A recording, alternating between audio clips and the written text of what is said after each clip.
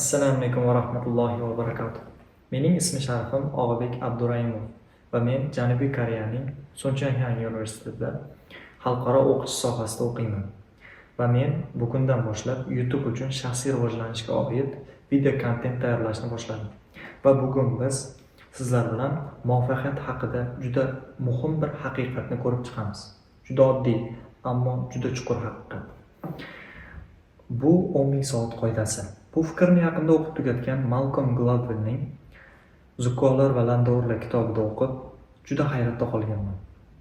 Bu 10.000 soat degani o'zi nima? Va nima uchun bu raqam bunchalik muhim?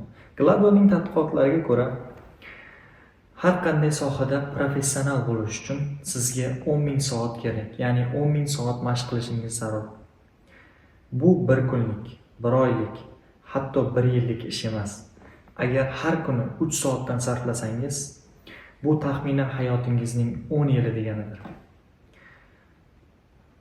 Masalan, futbol yulduzi, kuchli dasturchi yoki istalgan boshqa sohada professional bo'lish uchun ular bu vaqtni sarflab mahoratini sayqallagan. Mana misol uchun Bill Gatesni olaylik. Hamma uni yoshligidan IQsi baland, aqlli bola bo'lganligi uchun omadli bo'lgan deb o'ylaydi. Bu to'g'ri. Ammo asosiy sabab u o'sha 10.000 soatni bajargan. Uning o'tmishiga qarasak, u 13 yoshidayoq maktabida kompyuter xonasiga kira olgan. Tunda hech kim ishlamaydigan vaqtlarda kompyuter xonaga borib dasturlash bilan shug'ullangan. Ota-onasi uni qo'llab-quvvatlagan va uning maktabida o'sha paytda boshqa maktablarda yo'q bo'lgan texnikalar bo'lgan. Shuning uchun u 18 yoshga yetmasdan turib, boshqa tengdoshlaridan 1000 soatlab oldinda bo'lgan. Eng muhimi, u buni o'zi istagan, u vaqt topgan va u o'z vaqtini bekorga sarflamagan. Bu kitobda, ya'ni Zukkolar va Landovrlar kitobida Bill kabi yana bitta bola to'g'risida so'z boradi. IQ testida eng yuqori ballni to'plagan, IQsi hatto Einsteinnikidan ham yuqori bo'lgan, dunyoni o'zgartirishga qodir aql egasi bo'lgan bu bola deyarli hech narsaga erishmagan. Nega? Buning bir nechta sabablari bor. Hozir uni ko'rib chiqamiz. Bular: uning oilasi kambag'al bo'lgan. Hech kim unga yordam bermagan. Atrofdagilar uni tushunmagan. U o'z aqlidan foydalanib mashq qilmagan. Demak, aql yetarli emas. Aql bu avtomobil motori. Ammo mashq, tajriba bu rul, benzin va yo'l. Ularsiz siz harakatlana olmaysiz. Endi keling, o'zimizdan misol olaylik. Siz arab tilini o'rganmoqchisiz. Kuniga 1 soat sarflayapsizmi? Oyiga bitta kitob tugatmoqchisiz. Bu kitobni o'qish uchun kuniga atiga 30 daqiqa ajratyapsizmi? Bu juda muhim. Har bir mayda mashq, harakat tomchi-tomchi yig'ilib katta natijaga aylanadi. Afsuski, ko'pchilik muvaffaqiyatli bo'lishni istaydi, lekin harakat qilishni istamaydi. Sizda yana bunday savol paydo bo'lishi mumkin.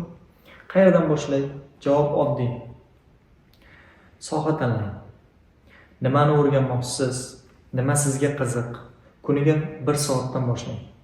Har kuni hech bo'lmasa 30 daqiqa vaqtingizni yangi narsa o'rganishga sarflang. Vaqtingizni tekshirib chiqing. Telefon oldida necha soatingiz ketmoqda? TikTok, Instagram, Telegram, Facebook kabi ijtimoiy tarmoqlarda necha soat vaqtingizni sarflamoqdasiz? Ijtimoiy tarmoqlarda sarflayotgan vaqtingizni 1 soatga cheklab, buni yangi narsa o'rganishga sarflang. Shunda siz asta-sekin o'sha sehrli 10.000 soat qoidasi tomon yaqinlasha boshlaysiz. Xulosa qilib aytganda, zukkolar bu daholar emas.